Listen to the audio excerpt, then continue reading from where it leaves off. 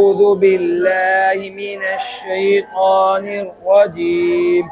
بسم الله الرحمن الرحيم.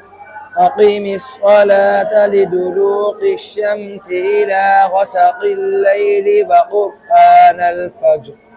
إن قرآن الفجر كان مشهودا ومن الليل فتهجد به نافلة لك عسى أن يبعثك ربك مقاما محمودا وقل رب أدخلني مدخل صدق وأخرجني مخرج صدق واجعل لي من لدنك سلطانا نصيرا وقل جاء الحق وزهق الباطل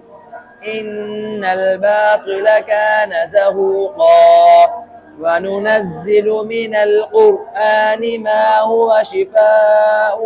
ورحمة للمؤمنين ولا يزيد الظالمين إلا خسارا وإذا أنعمنا على الإنسان أعرض ونأى بجانبه وإذا مسه الشر كان يئوسا قل كل يعمل على شاكلته